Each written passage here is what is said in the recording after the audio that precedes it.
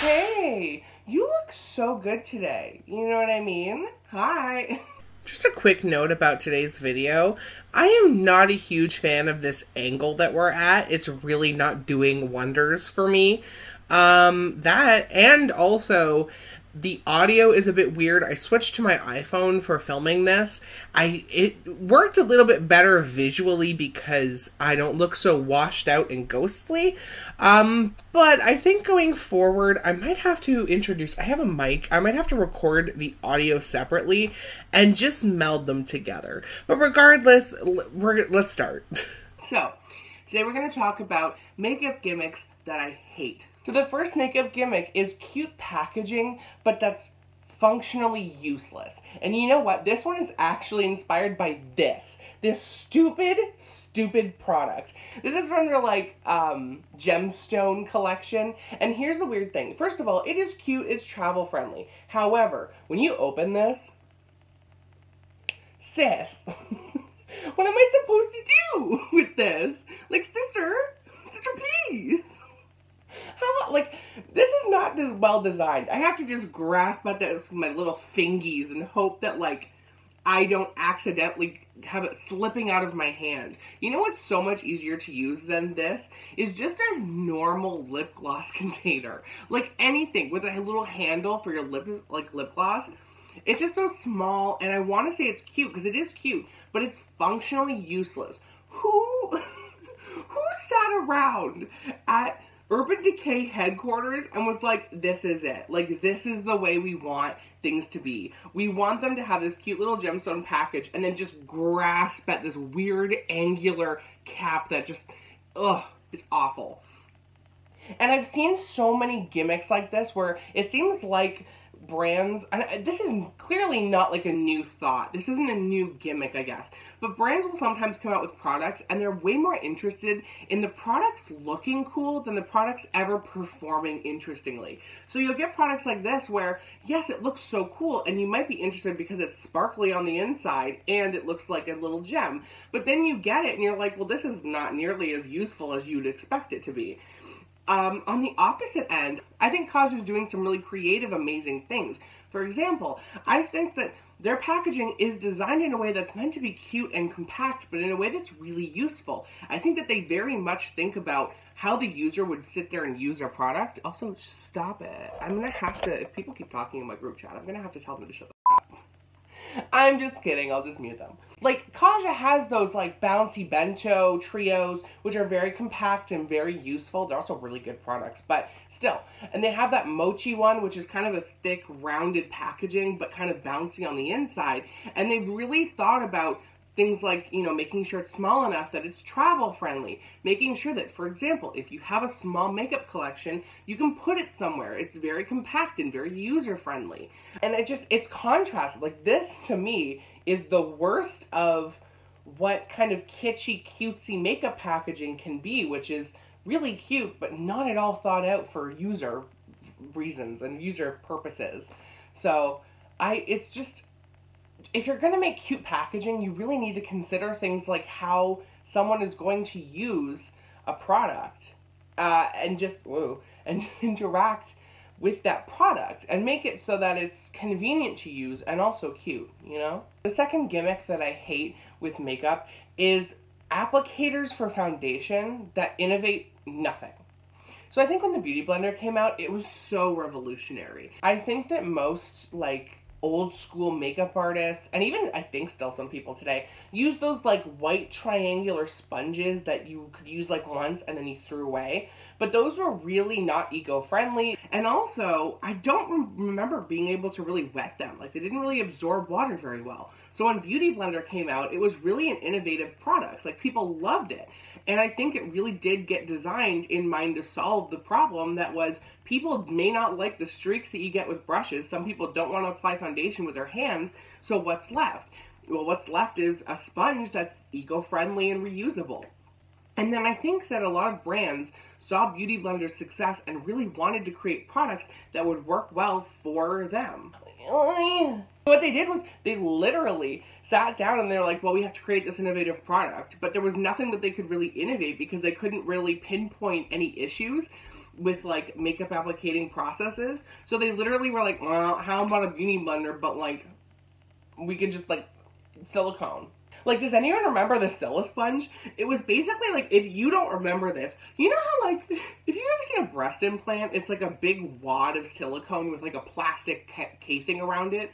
It's kind of like that. It's literally like a flat boob implant, and then you like put foundation on it and like slap foundation around your face. It was not at all convenient, like not even in the slightest.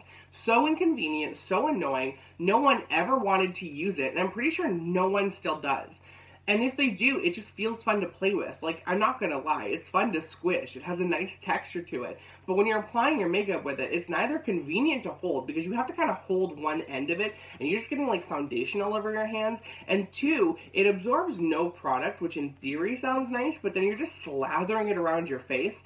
And it was just a mess of a product, just a terrible mess of a product. And then there was that product that some company made that was basically a beauty blender, but made out of like a porous silicone, and every beauty influencer tried it and hated it. And I'm pretty sure that the person who made that product like got really mad about it and was like, you're just not using it right. And it was a whole like, it was a hot take for a minute, I don't know. And then there was the Tati like Blendiful, and then there was that thing that Kim Kardashian released, which was like a brush head with, or I guess a brush handle with a sponge head. Like, none of it is innovative. None of it is doing anything except for like, they're just trying to be kitschy and gimmicky, but they're not really putting in the effort to do it. You know, they're not sitting down and pinpointing an issue that people have. And even if they kind of do, they don't really know how to solve it. So you get a ton of products that are functionally useless. The next product is kind of the opposite. You know, when brands try to innovate, they still kind of come out with these really gimmicky products. I think that there's some brands that really realize that eyebrows are really hard for some people, and so is like wing liner.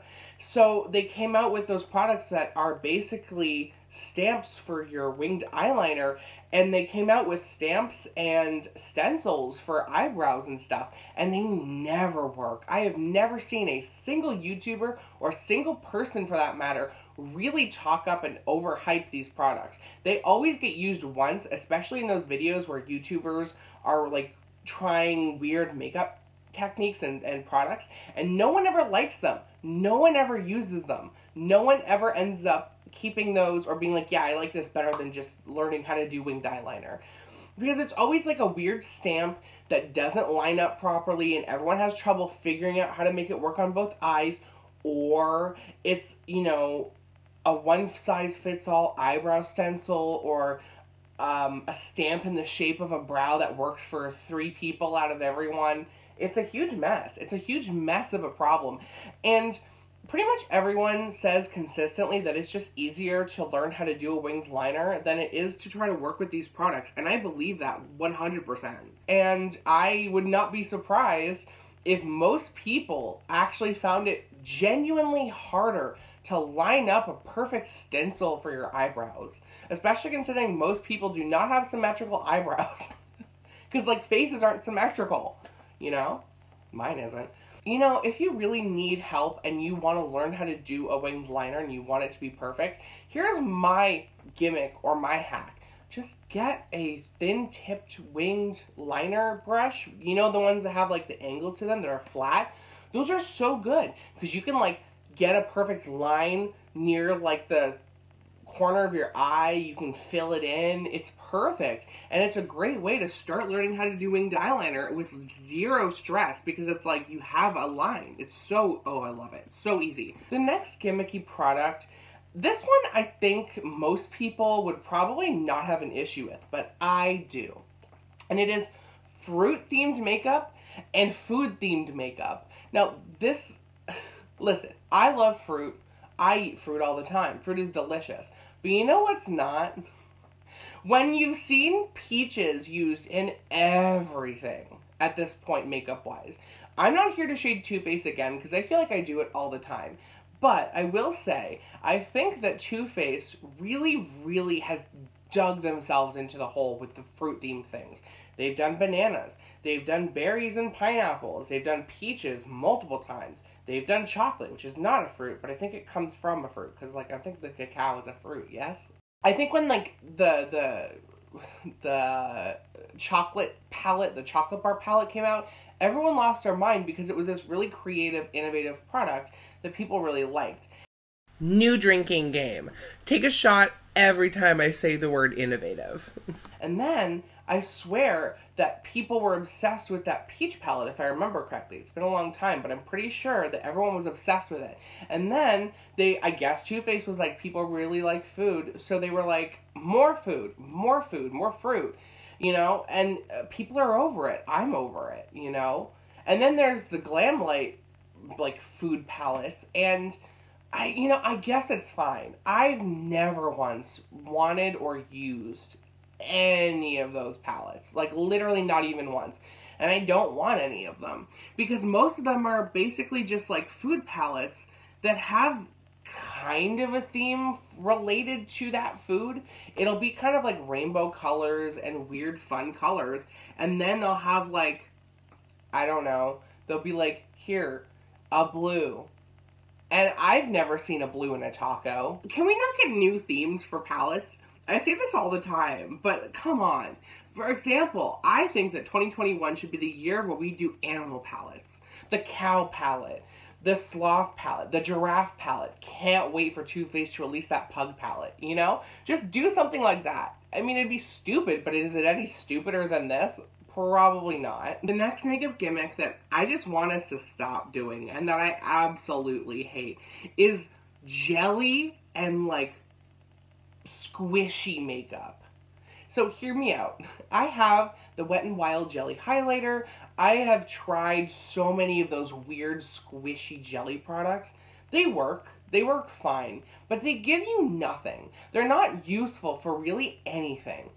They are a fun texture, and that is where they start and end. And you will get just the same, if not a better result from, say if you have a jelly highlighter, you could get the same result from a liquid highlighter. You could get the same result from a powder highlighter. Brands know this. Brands, I'm convinced, they don't care about, for example, they don't care about you.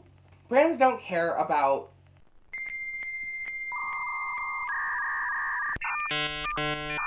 the quality, they don't care about the pigmentation. All they care about is creating a fun sensory experience. You might as well just buy yourself some Elmer's glue and some borax, create some slime, and then, like, buy a highlighter that you want if you really want that good sensory experience. Because there's nothing wrong with jelly products, but, like, you're gonna get them all over your finger because you have to apply it with your hand. Does anyone remember that Maybelline squishy, like, moussey mound of blush that they used to sell? I mean, it was fun, but is that really better than, like, a powder blush? Not really. You don't need this. You don't need this, and I don't need this, and we don't need this. And yes, I am still holding this. The next makeup gimmick that I don't want anymore is split pans. And I have no idea how other people feel about this, but I cannot stand split pans. I'll give you a couple reasons, and I'll give you a few examples too.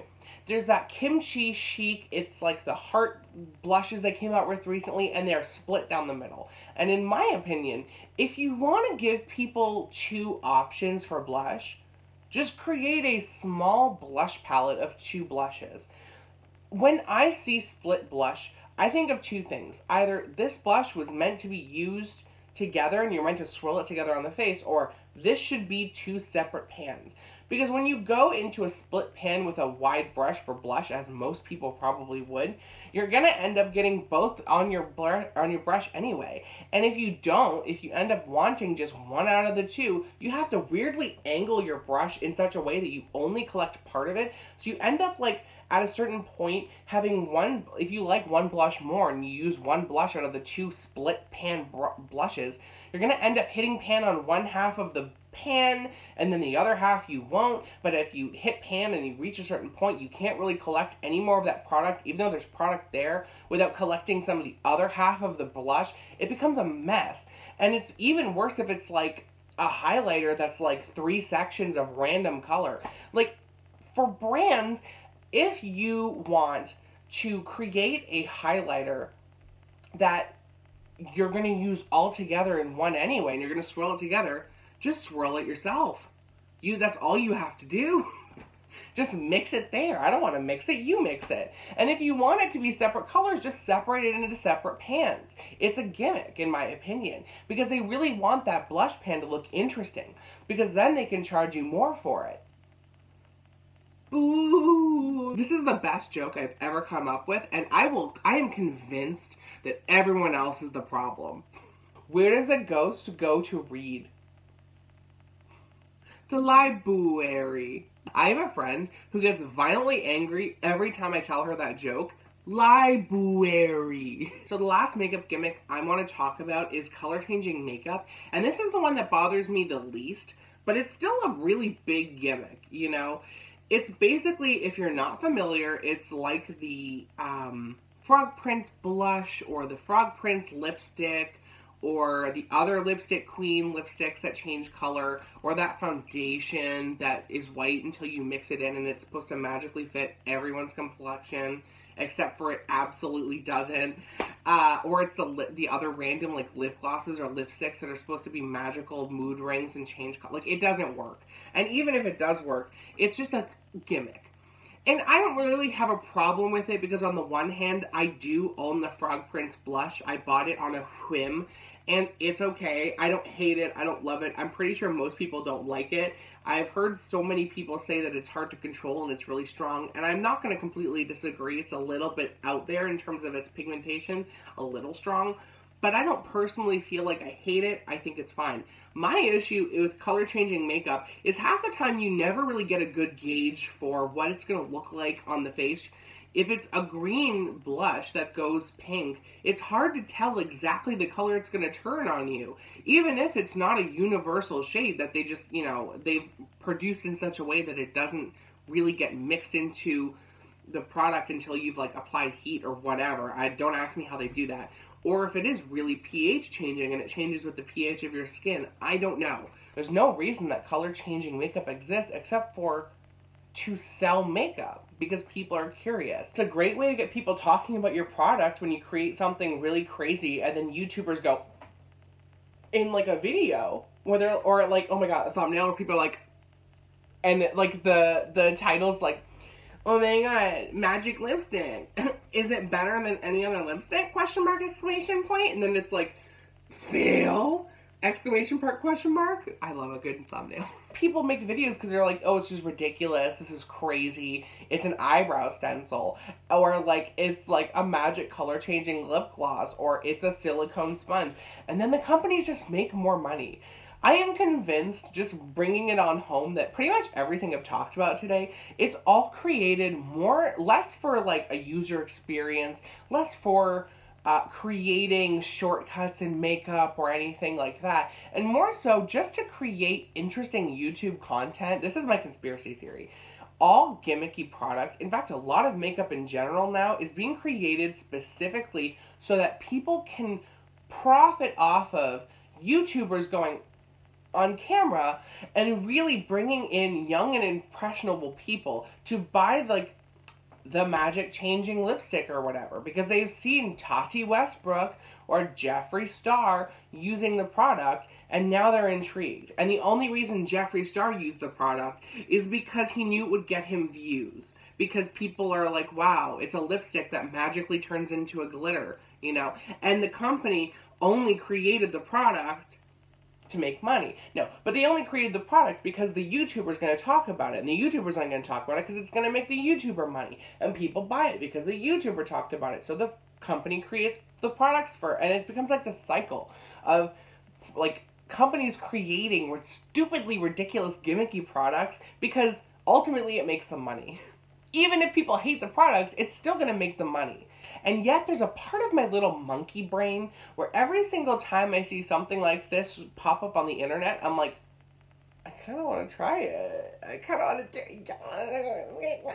And I fall into that cycle. There's been so many of these gimmicky products that I'm talking about right now that I was like, I've tried a couple of them too, you know? Like, I've tried the color changing blush. I've tried the jelly stuff. I've tried that. I've tried that silicone boob implant that I was talking about. I've tried a bunch of these, and I literally hate all of them. And yet... Congratulations, you played yourself. That's going to do it for me today. I make new videos every Friday, and lately on Sundays I'm making drag race review videos. Thank you so much for watching. If you were interested, if you enjoyed, you might want to consider subscribing if you'd like to, but you don't have to. It would be appreciated, though, if you'd like. Thanks so much for watching, guys, and I will talk to you soon. Bye!